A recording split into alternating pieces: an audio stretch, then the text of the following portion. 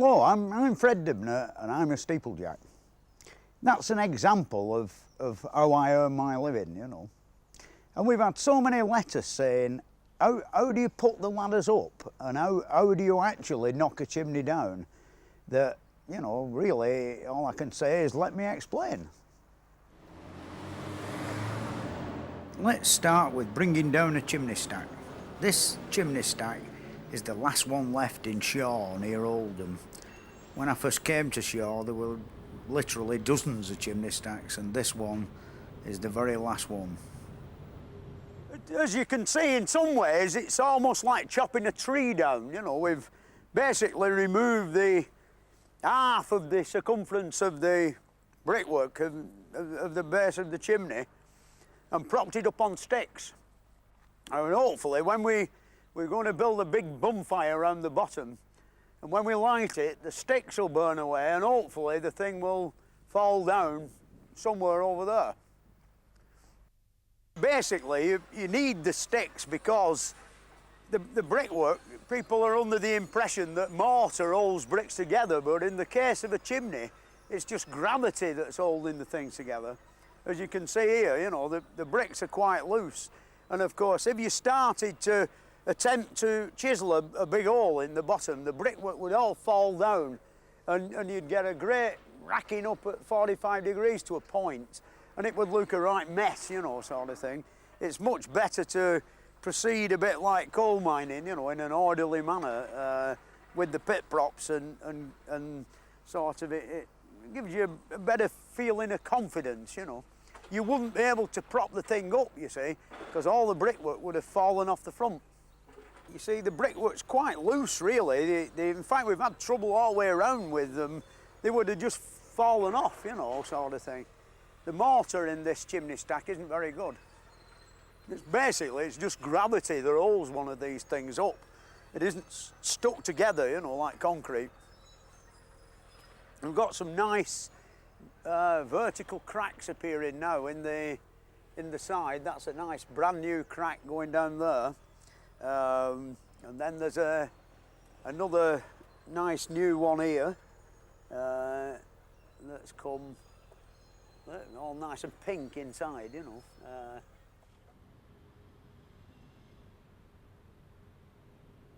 There's about 75 bricks in the full circumference of the chimney stack, and we have decided that we want the thing to go over there. So we've started off, you know, 2, 3, 4, 5, 6, 7, 8. When you get to about 21, it's approximately halfway round, you know. I don't think we'll have to go that far because round this side there's a bloody great hole in it, and the bricks are quite soft and spongy, and it'll squash the last maybe 2 or 3 feet of brickwork.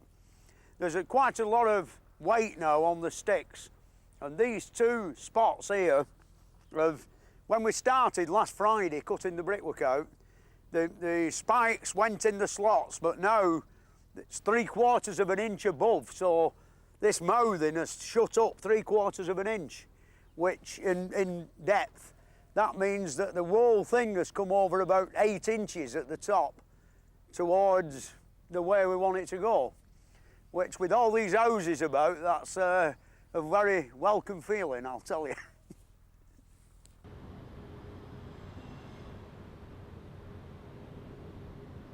This has brought science into the job. Like, I'm going to stand over there and weigh up this bar, and when the crack opens, the bar will descend, and this white background is so I can, you know, see how it's doing, as you might say. Basically, that's it.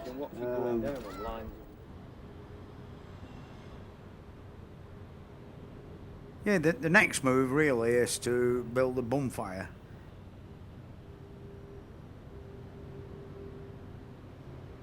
Well, now the great moments come with the timepiece, you know, for the moment of ignition, which is a rule, and more often than not it takes about 1/4 of an hour to 20 minutes for the fire to do its work and the chimney to come tumbling down.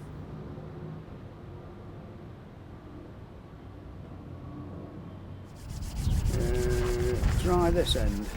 We always have a lot of trouble with the ignition system, you know, especially since I give up smoking, you know.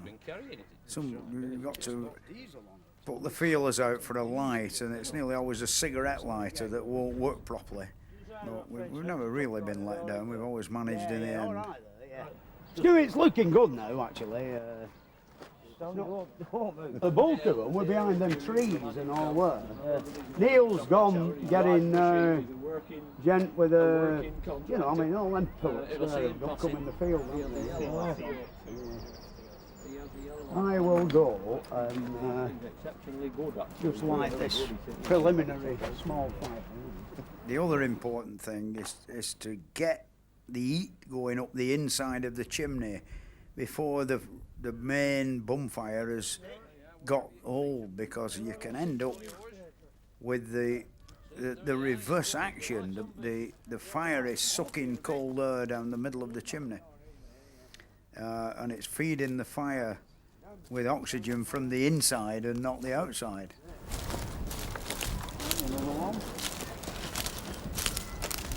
Any more? Yeah. We'll have it now. Thank you very much. Thanks for trying there.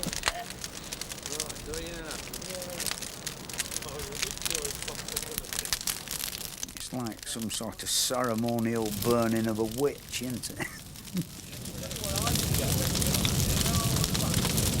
Yeah, as a rule, we've never more than 5 or 10 minutes out, and normally it's about a quarter of an hour to 20 minutes, half an hour at the most, before the thing finally gives in to the fire. The longer I've noticed that they last, the better the action is. You know, we've just got the thing balanced right on the woodwork, so that after half an hour the wood is practically non-existent when the thing comes over.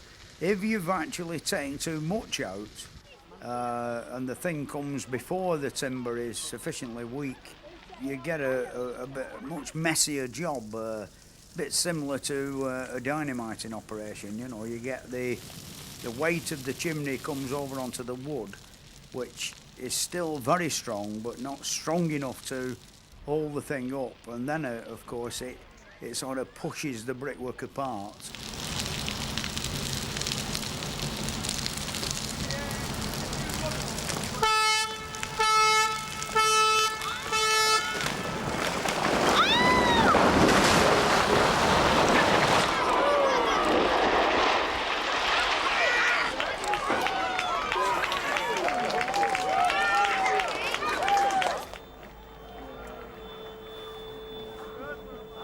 Well, I expected it to do a bit of disintegrating because of the lack of good mortar, you know. I mean, I saw that crack. But it's gone like where we wanted it to, you know, that's the main thing. Leave the crack. There's now a big space in the sky. No.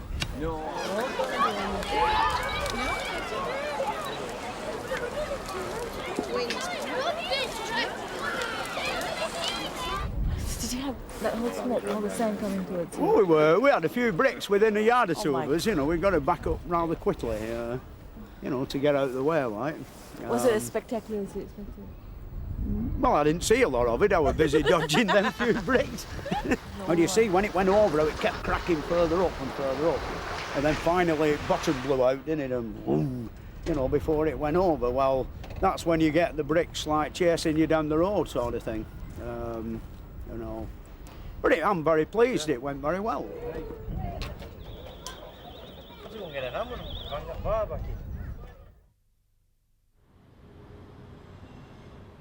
Each time I've laddered this chimney stack, you know, I've left my mark behind just to prove, you know, when I last came.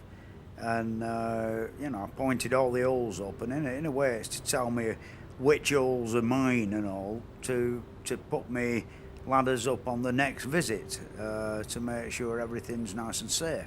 Because up the sides of most chimneys there's a great motley collection of holes, some full of rotting wood, and a bit like the north face of the Eiger.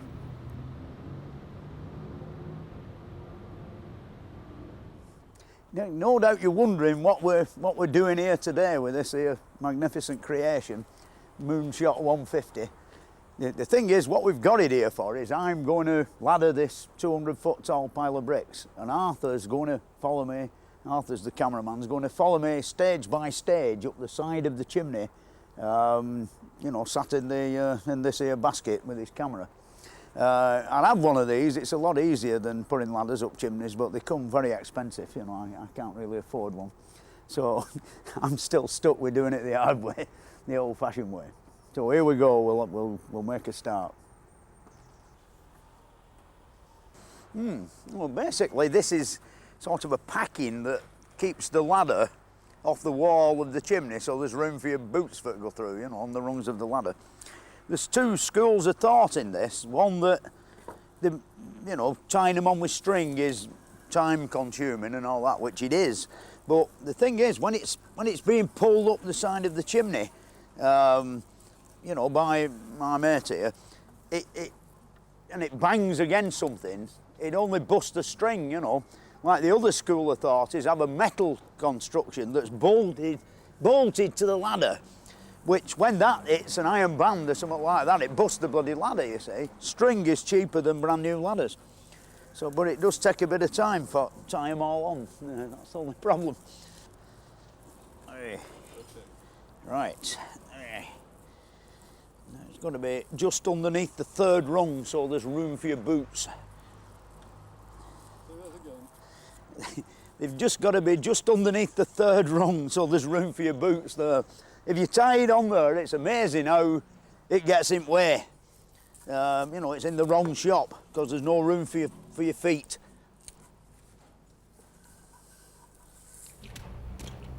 Yeah, basically that piece of wood is just to put there to hold the ladder off the wall.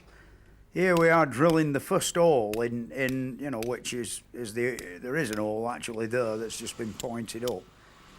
So knocking the first dog, which will be the holdfast at the base of the first ladder, as you might say. Then goes the plugwood, which, as you can see, it doesn't go in very far, you know, but it's quite far enough, you know, it's quite safe. And that's what's termed as a dog.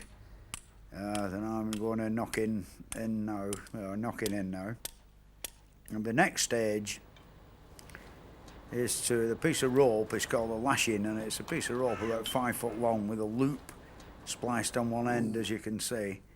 The next stage is to prop up a ladder and climb up it as though you were going up to clean the bedroom window. And then about 5 feet from the top of that ladder, you drill another hole, but in our case the hole's already there. You drill another hole as plumb and straight above the one below as you can get it, and insert another piece of plugwood and another dog.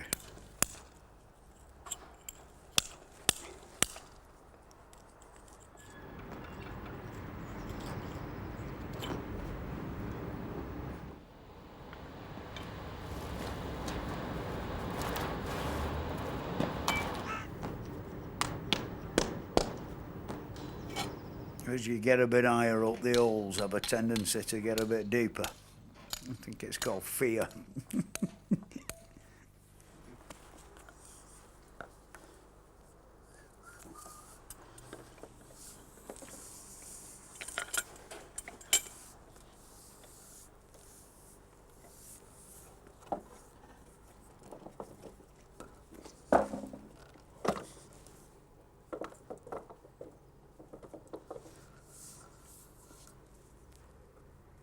Here you see the first ladder is in position, and I'm about to tie it onto the bottom dog, or the bottom holdfast,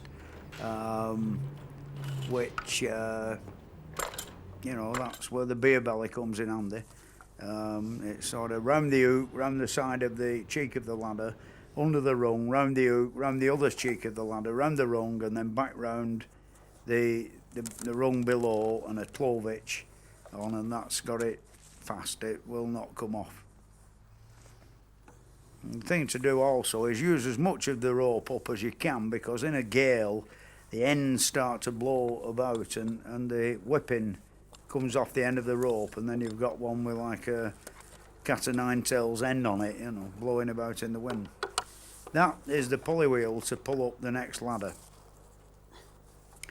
Here the next operation is to tie the ladder to the top dog or the top holdfast that you've just knocked in, without tying it to the haulage rope, you know, because you sometimes, if you're not paying attention or you're trying to talk to somebody who's mithering you on the floor, you end up lapping it round. You see how easy it would be to lap it round the haulage rope. Yeah, that's it. That is now, the bottom ladder is now firmly fixed and as good as it'll ever be to the wall of the chimney. And the next operation is to climb up to the top of that ladder and sit astride the top iron rung and reach up as far as you can and drill another hole in the brickwork, which of course it's very easy for me here because having done this thing about 7 times before and used exactly the same holes every time, I know exactly how far I'm reaching and where I'm going, and it's quite an easy operation to keep the whole stack of ladders in a very straight line.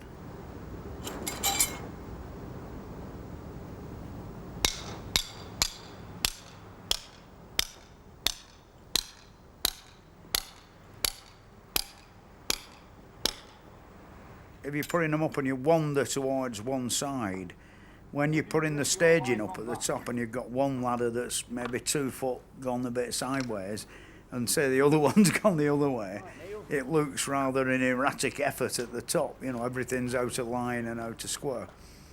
Now we've drilled the hole approximately 5 feet above the top of the bottom ladder and hooked on the pulley wheel. Now this is where the tricky bit comes in. The second ladder is tied on approximately 9 rungs from the top, which is about midway. And of course, when it's being pulled up by the labourer or the man down below, we lose more or less half a ladder of a lap, which you'll see the reason for this shortly. The thing is, as that ladder comes up, or the second ladder comes up, on the bottom rung of it, there are 2 lashings, one of which I'm using now to tie the bottom rung to the nearest corresponding rung of the ladder that's stuck to the wall. I've got the other lashing round my neck, and the 2 steeplejack hooks which have come up with it are stuck in my belt.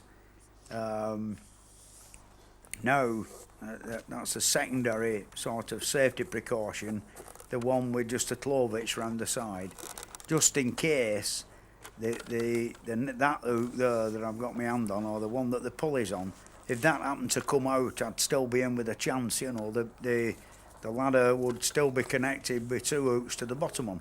As you can see, it's slightly precarious there how it shakes about, but once you've lashed it to that top hook, which is 5 foot above the bottom ladder, you've only got about 6 rungs above that are standing in free space, or what you might call unconnected to the chimney. It is now possible to unhook the pulley wheel and carry it up the back side of the ladder and hook it on the top iron rung, while you use one of the dogs that's stuck in your belt to, you know, get another purchase 5 foot higher up still, you see. Once you've drilled that hole and put the dog in, you can lift up the pulley wheel onto the dog, which of course one end of the rope is still attached to the ladder that you were sat on. And then you'll see in a minute where when I come down and untie that ladder, my man at the bottom pulls and up goes the whole 21 pins of the ladder onto the top of the bottom ladder, which sounds unbelievably complicated, but it is quite a simple operation, really. In fact, it's so simple you can do on a good chimney on a good day where it isn't windy and you don't manage to thump the hell out your hand with the hammer. Like, you know, I mean, if you miss with the hammer, it's rather painful. There goes the pulley wheel down the ladder. Untie the lashing at the top that's holding the top of the ladder. Now it all comes loose and flops about in the wind. That's the dodgy bit when it's very windy and you're 3/4 of the way up and the wind's trying to snap the ladder off sideways, it's quite exciting. And there's the secondary lashing on the side, and then finally the one at the bottom. When you've released it at the bottom, it's at the mercy of the man on the floor and the wind. Sometimes it's rather awkward when it's very windy and the ladders start twisting round the rope, you know, that's pulling the thing up. Now it's now in the right position for fixing onto the sockets at the bottom, and of course you see how close to the top hook that you know, it's being held against the wall by the man on the floor. Very important that the man on the floor is you've got his whole concentration all the time, you know. That's why it's better using an older man than a younger man who has a tendency to wander off looking at ladies' skirts and things like that. Because if he disappears, you fall off.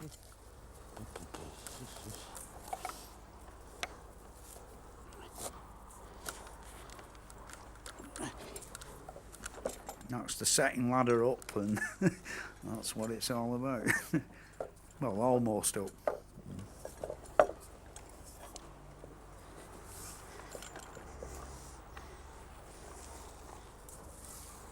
This method of laddering factory chimneys is quite a recent sort of invention, you know, like 1870s period.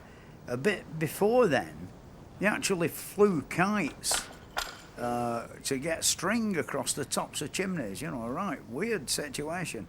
I think when they were, you know, the beginning of the Industrial Revolution, when they started to erect chimney stacks, nobody gave it a great deal of thought as to how they were going to get up there to repair the things, because of course they were all built from the inside, more or less right from the beginning of building fairly large ones to building the really monstrous things that there are today at power stations. Like the early ones, you know, 1820s, were only like 60 and 50 feet high. And of course, you know, they could build them with a conventional scaffold round the outside, because they were of no great girth, you know. To circumnavigate the wall of that chimney, which might be 60 odd feet circumference with scaffolding, is going to cost a heck of a lot of money, you know. That's why I think steeplejacks have still can still earn a crust of bread, you know. It is one of the good and reliable ways of getting up there, you know.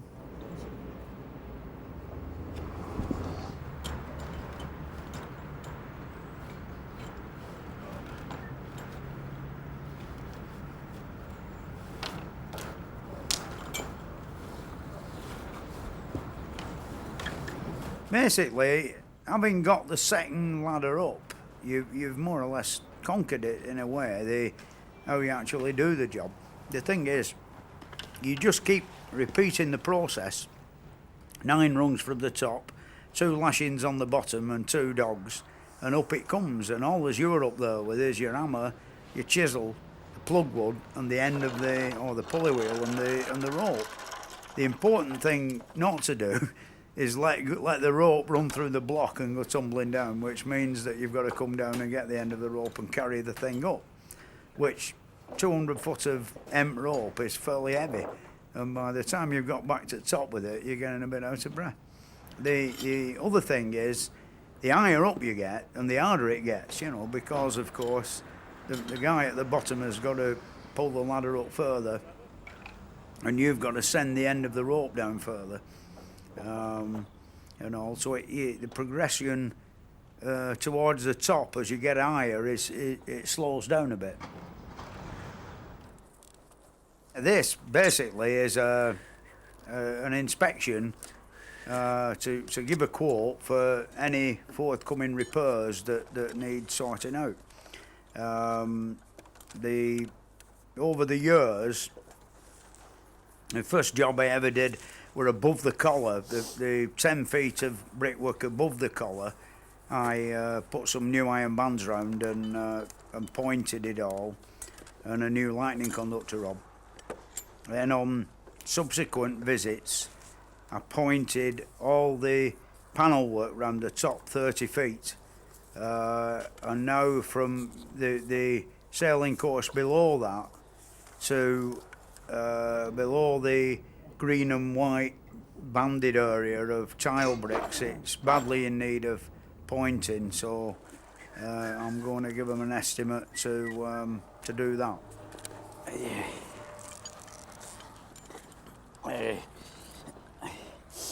That's a bit of old-time Steeplejack's plug wood, you know. Them who knock that in there will be dead and gone, without a doubt. Quite rotten, you know.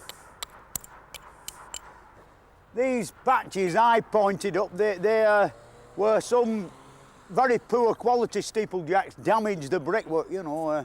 Didn't know how to work an hammer and chisel.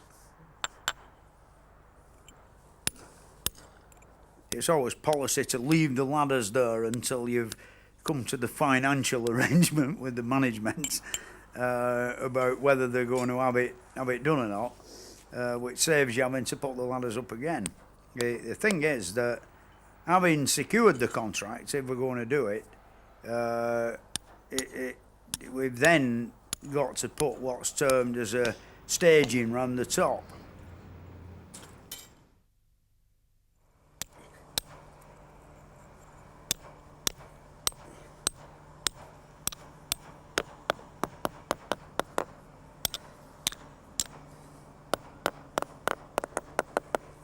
You hear it how it's addled holler, you know. It's a shame, really.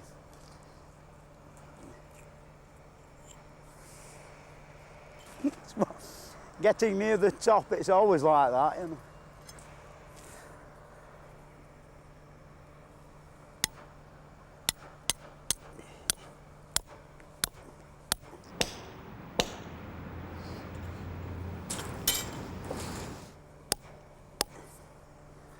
I think this time a few iron bands might be called for, you know, to screw it together a bit.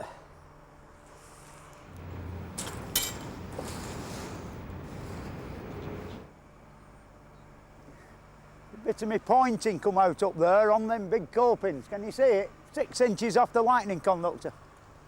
Not bad that though, it's a long time since I did it.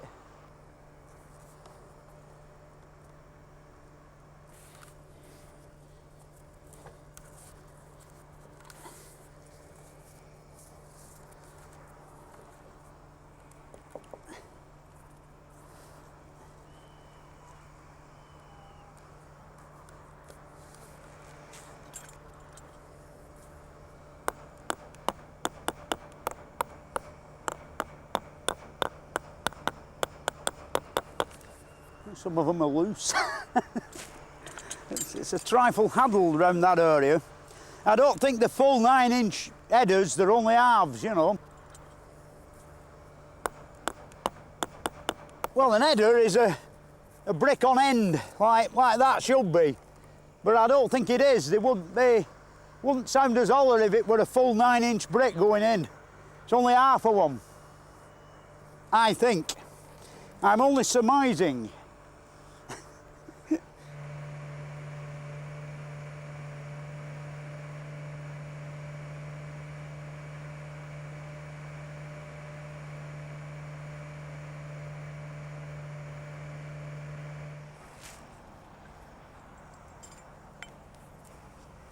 These are my dog holes that support my scaffold when I'm putting the scaffolding up.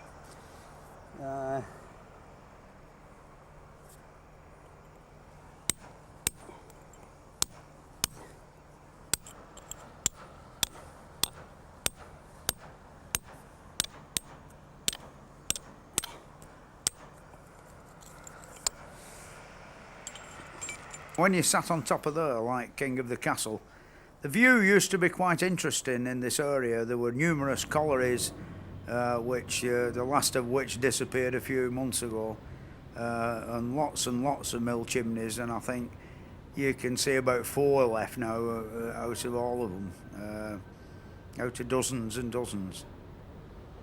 Not very far away there's the parish church of Atherton, which has got a distinct list on it through the mining subsidence. Well, that's it now. We've nearly conquered it. The north face of the Eiger.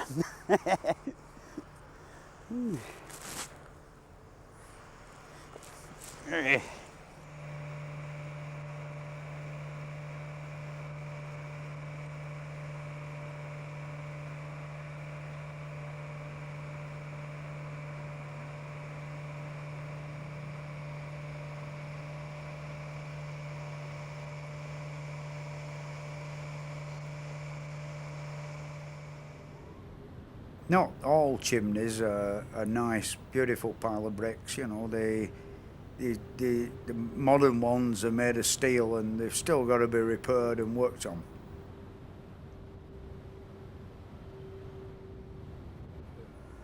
Yeah, they're a bit of a nuisance, these things, really, because you can't knock nails in them. You know, this is an aluminium lagging, and behind there's a layer of rock wool, and then behind that there's the iron chimney properly.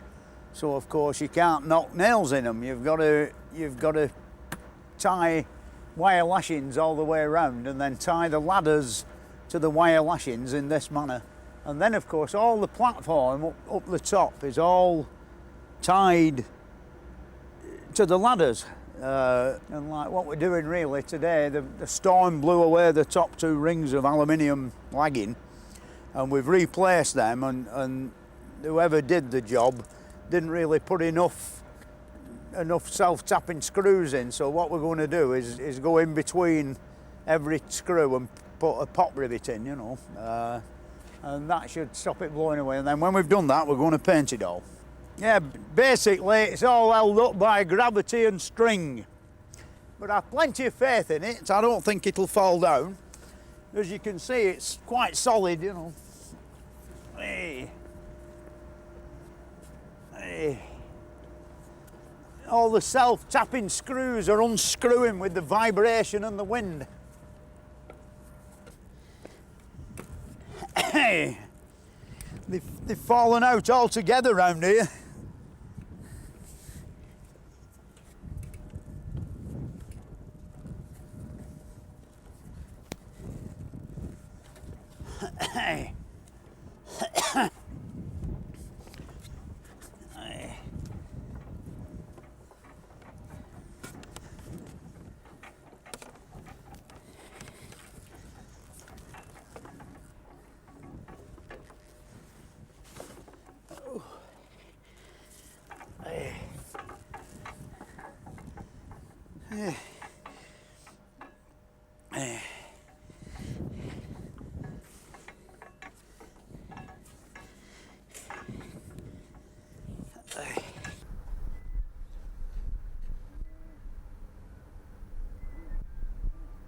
As you can see, it waddles about a bit, but before it'll fall down, them wire lashings have got to break, which they'll hold about a ton apiece, so I don't think they'll break. They'll be all right. There's not many men done this sort of thing, you know.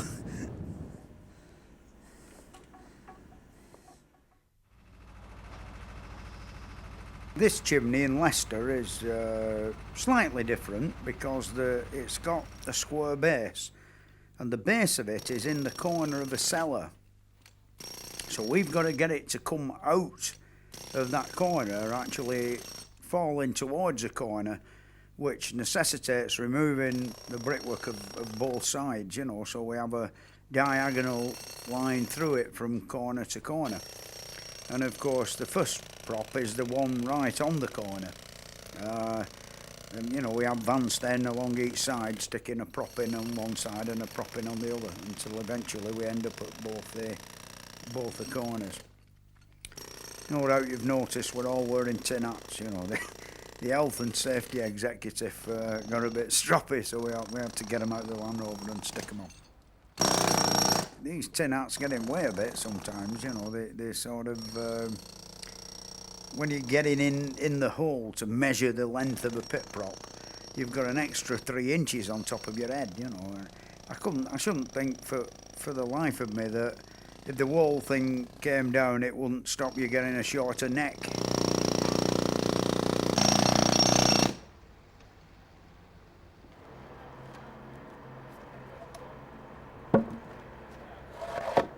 the woodwork here that we've got, the sole pieces and the cap pieces, were highly honoured in so much that the building companies provided us with brand new 9x3 timber. Here I'm just measuring for another length of GPO telegraph pole to insert. And the wooden wedges, of course, we saw up at home with the steam engine.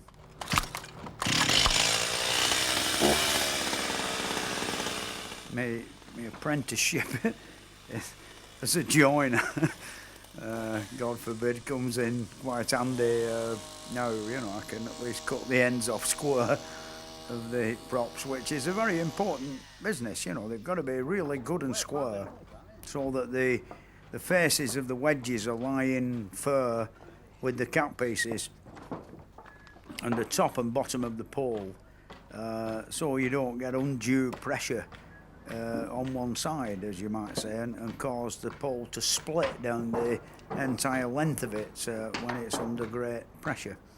I have a little book about timber in coal mining, and it tells you what tonnage different diameters of different sorts of wood will support. And a lot of people don't realise, even like a 4-inch diameter spruce pole will hold about 30 tons before it finally gives out. So really the wood we've got in the bottom of this chimney is in some ways grossly over-engineered. You know, we've got far too much wood. There's a grand example of the tin hat getting in the way. You see, the top of my bald head, even though when I've got my cap on, is only 1/8 of an inch off the surface of the underside of the cap piece, and the measuring and the hammering can be done much better in a way than when your head's, you've got a false sort of top on your head that's 2.5 inches bigger. Can I come out now?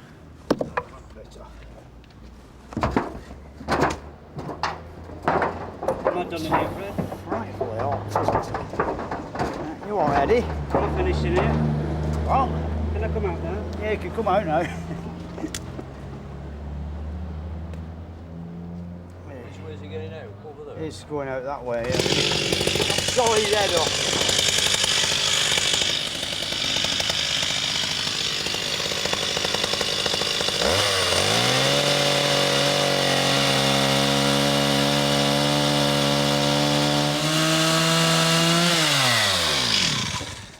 Beautiful. A germ for lunch, definitely.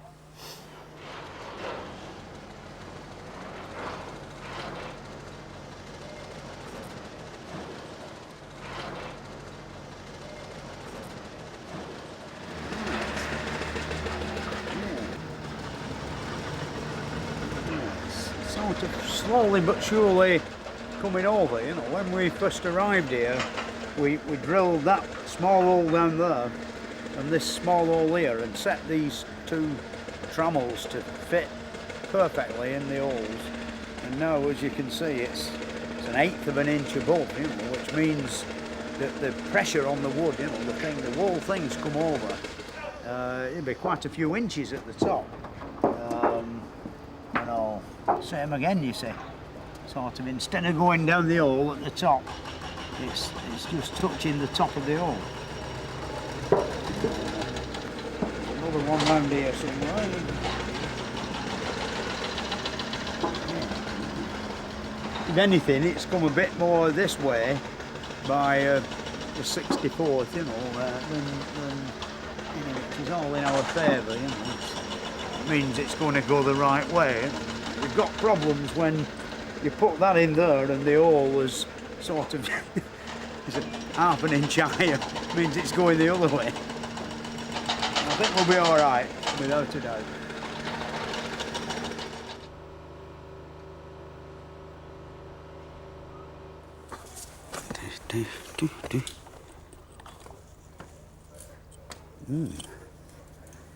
Yeah. Okay. Yeah, that's magic, that. 3/16 of an inch. It's come leaning over, you know, so we can now build the bonfire. Here down in Leicester, the builders actually put an advert in the local paper saying that we were about to do this thing, which had a rather devastating effect and brought in a crowd of about 10,000 people, which were rather surprising, you know. I mean, up in Oldham, you're lucky if you get maybe 100 people to come and watch a chimney fall down, because of course there's been so many departed, you know, in that area. Here it became quite a carnival day atmosphere, you know. With it being nice weather and everything, you know, everybody were out. I don't know where the balloons come from, you know.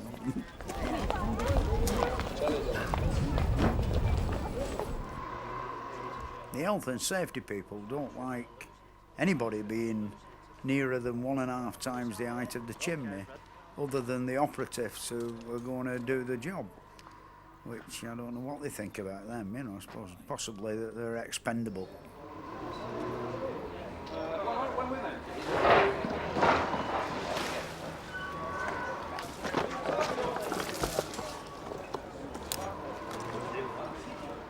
Fred, can I have a quick word with you while I'm just standing around? Yeah, sure you can. Yeah, go on, get on with it, yeah. What are you going to do? As you're knocking it down. Well, we've chopped half the bottom out, propped it up on sticks, and we're going to set fire to the sticks. When the sticks burn away, the chimney will fall down. Is it a difficult job? Was it fairly straightforward? Really hard work, but it's not really difficult, you know, if you know what you're doing, you know, sort of. And I've been doing it for 20 odd years, and I ain't got any lots of fun. A bit round here, lads. You know, a bit right in the middle of the pile there. And each put down like. Did we get some newspaper? Yeah, that's it. To the corner, over there, Cop. Yes. Sorry.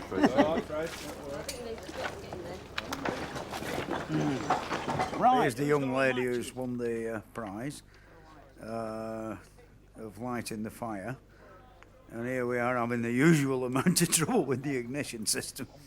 2 minutes past. I think the water and the diesel, I think. Never ever seems to work. I don't know. It's either too windy or something won't burn. Newspaper, a piece of newspaper. We always have this trouble. Just bring it over here. Final dose. Sorry. Yeah, just put it on.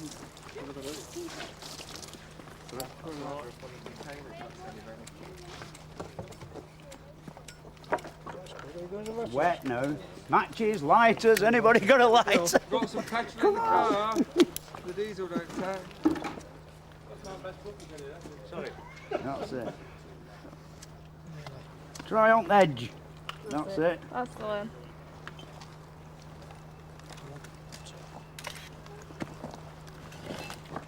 It shouldn't be long now. Things look much healthier. I think we're going to win. Oh, this is where it all gets exciting. This is my ears, now. Right, come on, round this corner. Come on.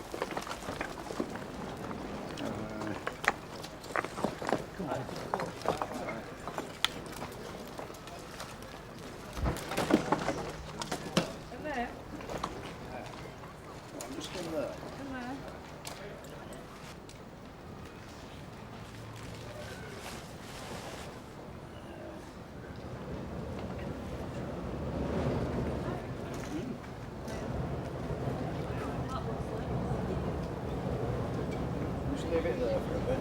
Right. Got it stuck.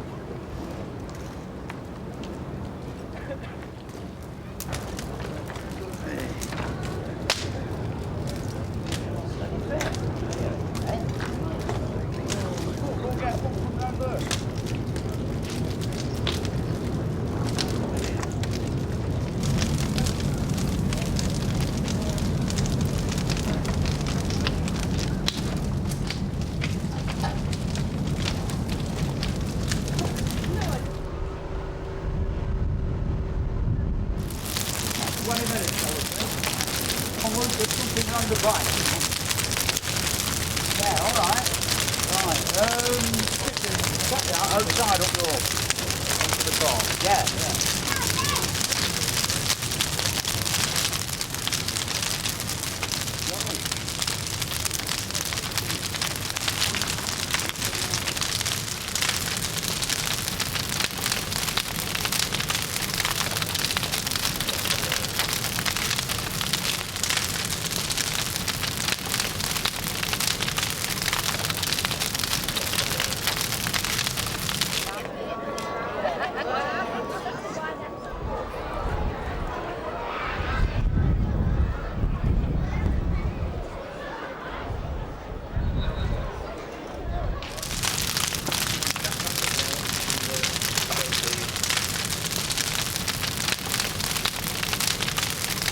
Yeah, it's a bit of a weird feeling when you've got like 10,000 pairs of eyes watching what you're going to do, and you know, not being 100% certain yourself that everything's going to go according to plan.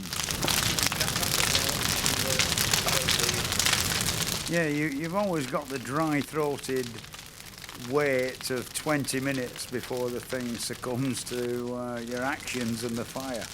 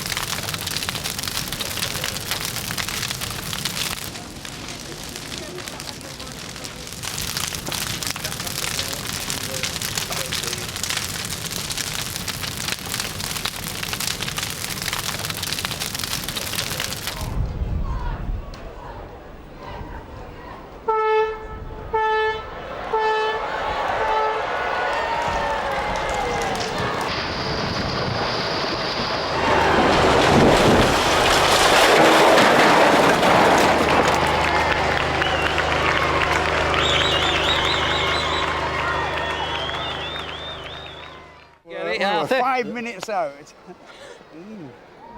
So what do you think about this one? Well, beautiful, isn't Exactly where planned. Dead on line. Hang on, I've lost my watch. I've got it.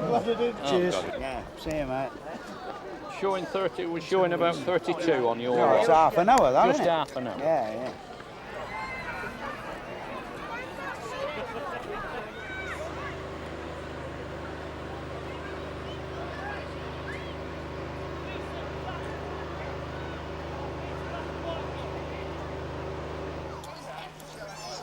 Down went the chimney, and of course the 10,000 people converged in every direction down all of the 4 streets. Each, it seemed to me, carrying a red hot brick for me to sign my autograph on for my signature. The thing is, in the end, you know, the crowd seemed to get thicker and thicker, and I ended up having to be rescued by the police.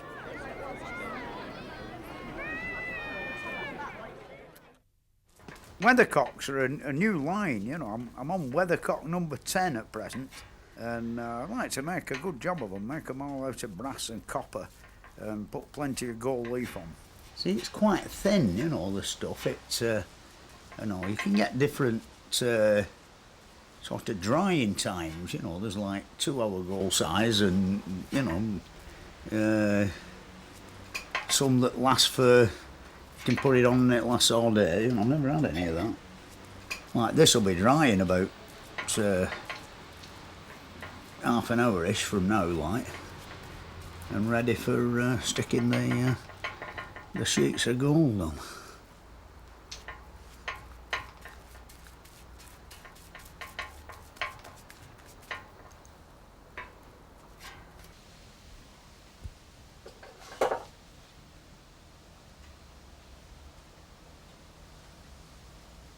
Okay. Ooh.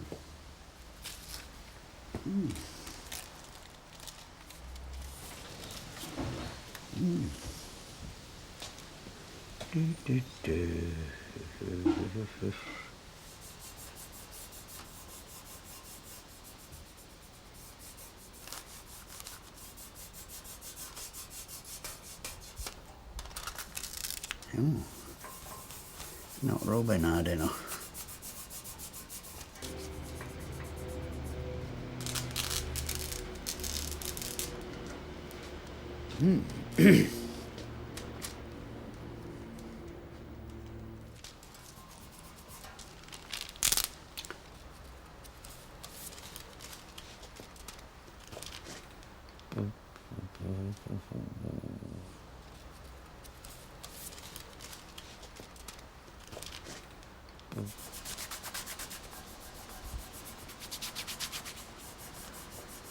You wouldn't think it'd last as long as it does this.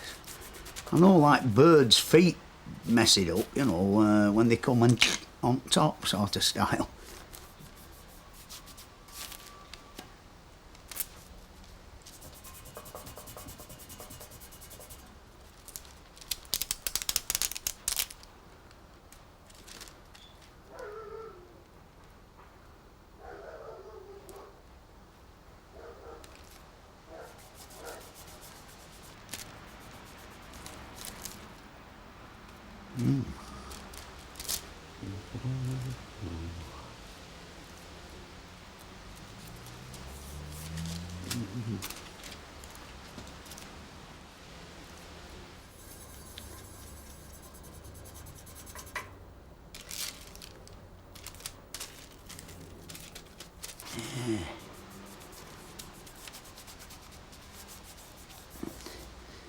Try doing this on hanging on a bosun's chair on a side of a church tower in a breeze.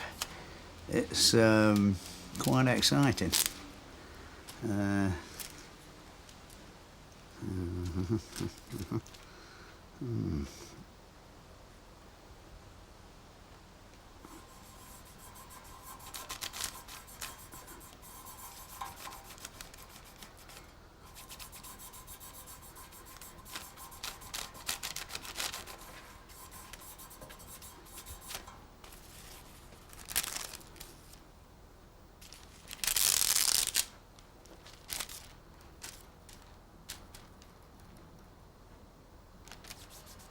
To your left.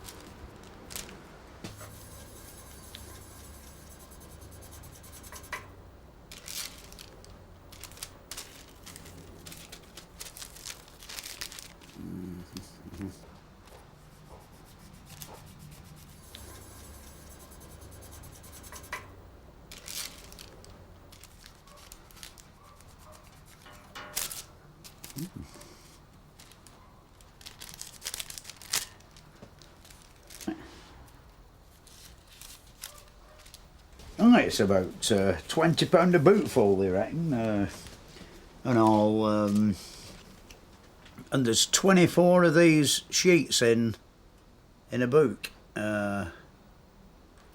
which, like as you see, you know, it cover quite a fair area, really. 24 pieces. If it's flat, you know, but it's all these corners that complicate the job, you know. This is rather a novel way of transporting a weathercock about, you see. If you actually lie the thing down, you know, the chaffing and the moving about damages the gold leaf.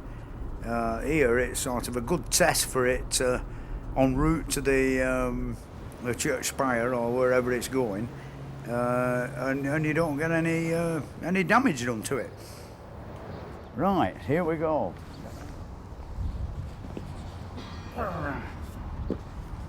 See if I can get up there without falling off. Be careful, Oh yeah. Broken neck.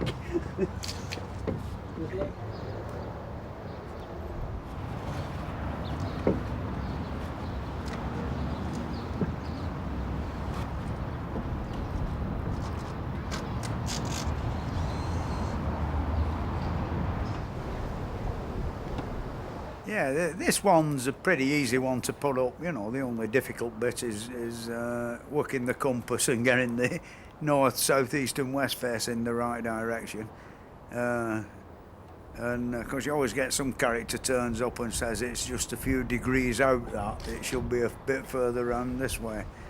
The thing is, here we've got a round tube going on a round rod with a set screw at the bottom that can lock it in any position that we want, you know, so even after when I've gone, if somebody's not happy with the way it's facing, they can always nip up and swivel it all round.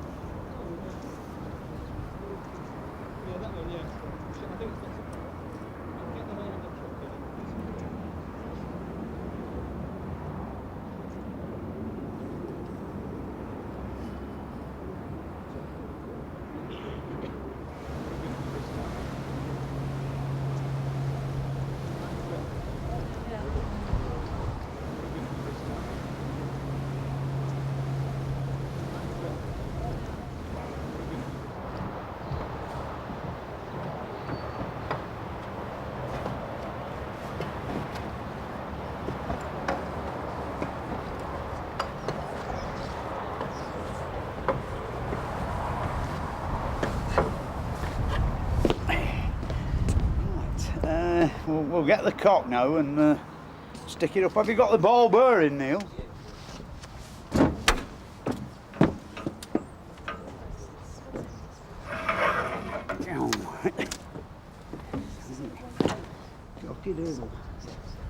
Yeah, I don't know what that was that we ate there, but it's something that we killed on the way here. You know, it's like a dead. What would you say that is? Look at it, it's bloody scraped all the way around this. That's it. It's like a green fly, a big Yeah. green fly. Yeah, big green fly. Right, we're off. See, it should have had 3 weeks in garden on a pole, you know. Have to put it down a minute, not quite got it in the right shot.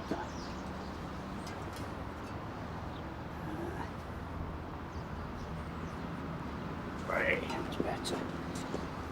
Yeah, in my time, in the last 30 odd years, I've had all the dozens of weathercocks and never ever come across two exactly the same. You know, they're nearly always individually made creatures. You know, some of them quite ugly and horrible looking, and yet when they're stuck up 150 foot up in the sky, they don't look too bad.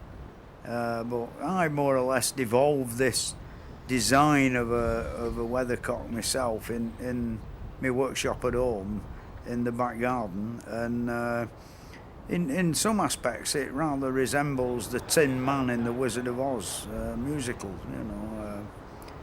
But I don't know, I think it looks all right. It looks a bit different than just a silhouetted thing, you know, a thing just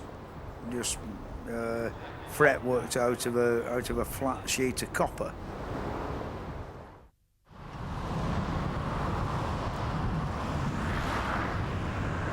Yeah, really, the dark satanic mills of Lancashire, you know, were very beautiful when they were clean.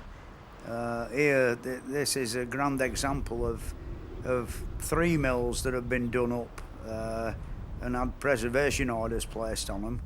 Alas, in every case, the chimney and the engine room has been demolished and all, and that one looks like a mosque, doesn't it? It's got a gold dome. And all, which when you think, you know, there were literally dozens of these things in each town of like Oldham, Rochdale, Bolton, Blackburn, one almost leaning on the other. You know, how anybody could say they were dark satanic mills, I don't know.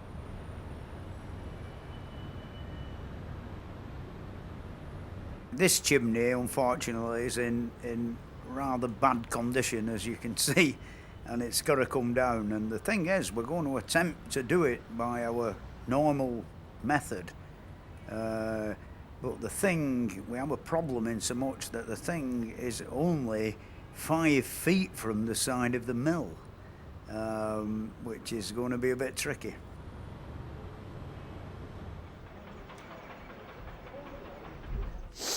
Yeah, like we've dug this hole here because the floor level in the mill is roughly level with outside, you see.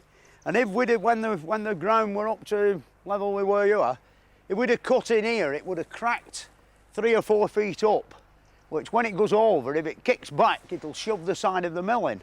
The reason for digging the hole is hopefully, and I say hopefully, it'll crack off down below ground and below the level of the floor inside the mill. Well, that's why we've dug this big trench, you see. Yeah.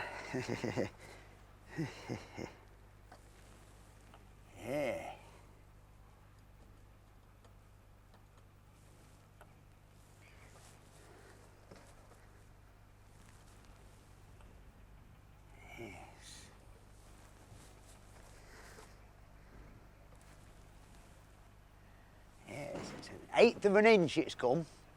Yeah.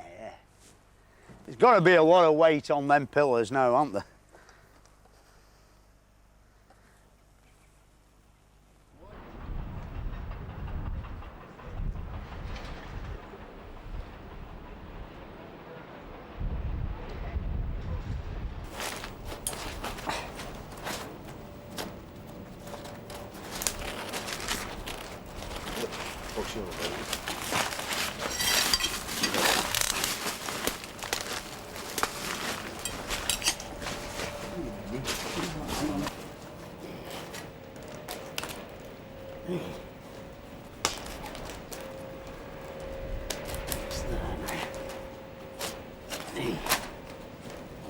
Stuff is that bad,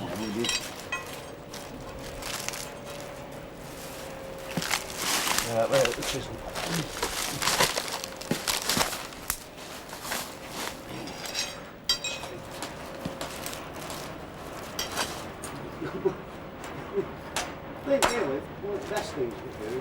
I think it's made its own mind up, that one, hasn't it? We'll start on the other thing.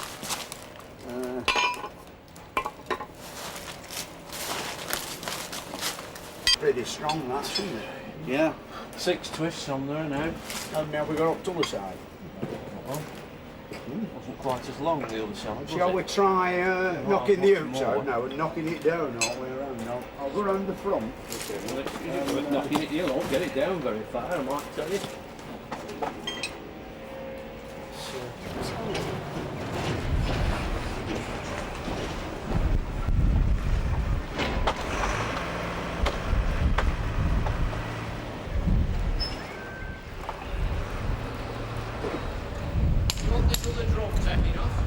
Yeah.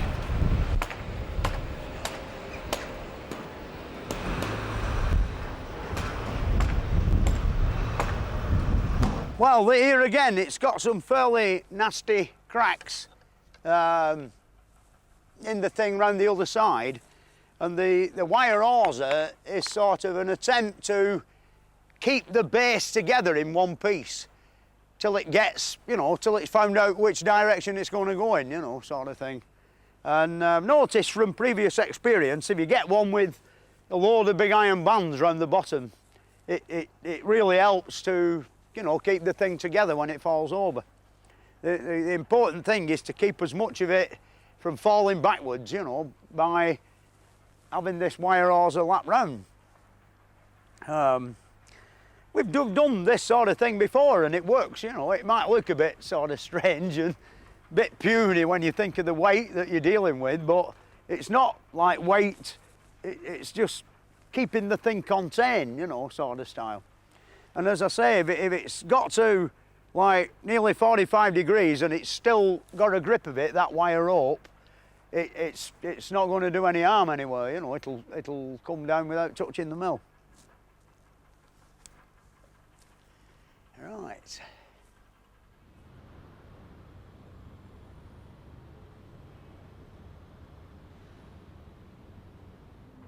The sheet of corrugated tin, which is over the front of the wires, is to actually protect the wire from the fire. See, beautiful ladies, it's got to go right. Yeah, oh, here's open. Come on. What about your pipe? Yeah, we also have our usual amount of trouble with the ignition system.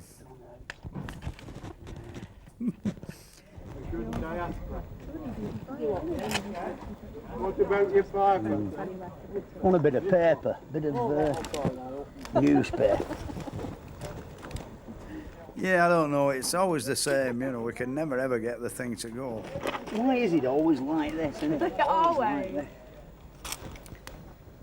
Yeah, it's always a bit embarrassing when you're on a time limit sort of style and you can't get the thing lit. No, we're never more than a few minutes out.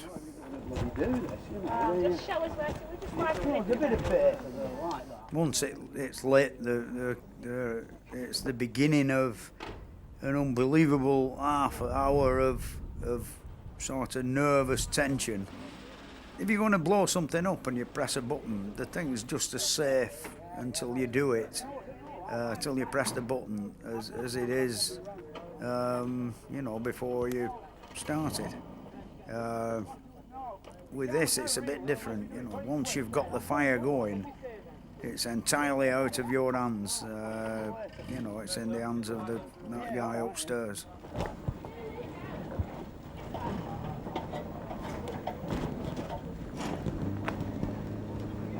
I've got to get the fire going now so it's drawing up the middle of the chimney stack, which is quite important, and it is, as you can see with the fire. It's going quite well, you know, which is always a good sign.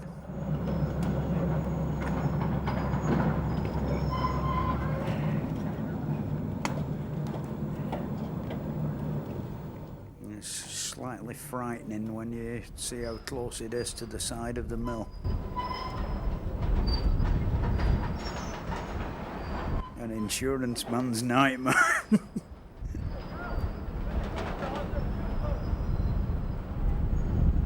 It looks so haphazard, doesn't it, as though, you know, and yet it always works. It's brilliant. In the olden days, in the Victorian era of chimney felling, they actually used to use coal for the fire. You know, you'd have to be a millionaire now to do that, wouldn't you?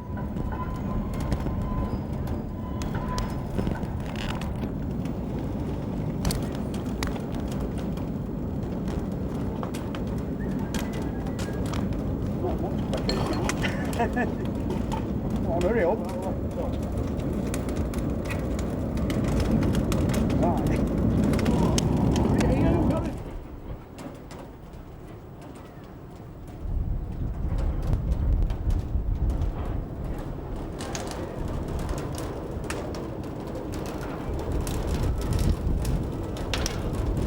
Yeah, it's sort of beginning to go now, you know. This is the last time it's going to blacken the skies of Oldham.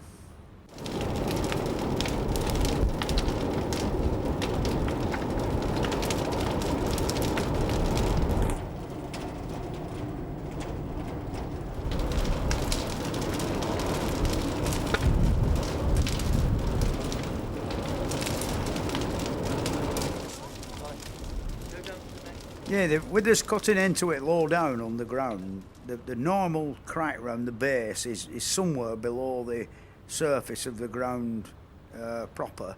So we've gone up the fire escape and put a stick leaning against the chimney with an angle of inclination of about started off with 8 inches, but there it's a lot straighter, which means that the chimney is actually moving in the right direction.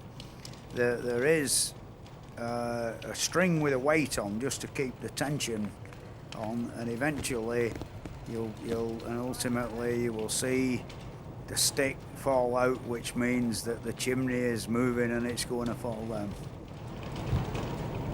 Yeah, it's strange. It's sort of should be so close to such a weight, which is going to depart very fast in a few seconds. Is a very unusual feeling. I don't think I'd got the door open on the fire escape, so I could disappear under 5 flights of spinning mill if anything were going wrong. But there's no way you could have stood on the ground so close to a big chimney when it fell down. I mean, I'm only actually 18 inches off the thing, and the feeling of confidence as I look down to the floor and see the gap appearing in the cinders on the floor around the back in between the mill and the chimney stack. And then I look up and see the thing going away, and my eyes traverse down the full length of it, and I could see it weren't breaking it up anyway, it were going in a straight piece. The stick descends, you see. The thing is that it was so good that I just didn't have to run out of the way, you know. I didn't have to go anywhere at all, you know. See, it's so, you know, you wouldn't look beautiful. You know, there were no way it were going to get me. Eddie on the floor, say, backs up 30 feet from the base, and yet you'd no need to do that.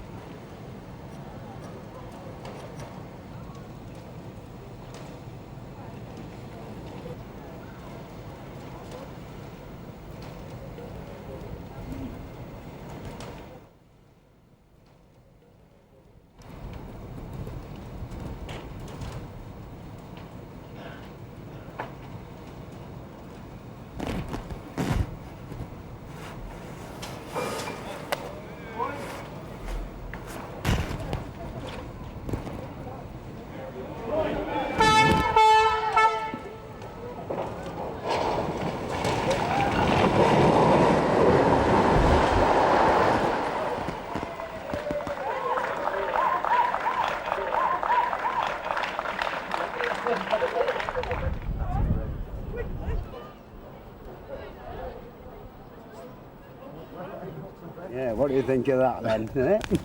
4'6" it was. Yeah. Very nice, well done.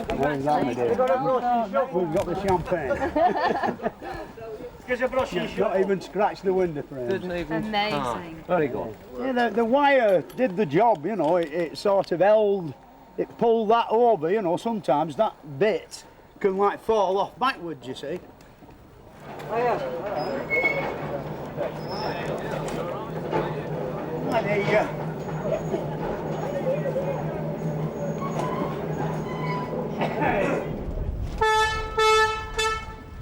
I looked up to the top, and I could see there were no way it were going to break, you know, it weren't going to burst out, so there were no need to run for my life anywhere, you know. It was quite a wonderful feeling.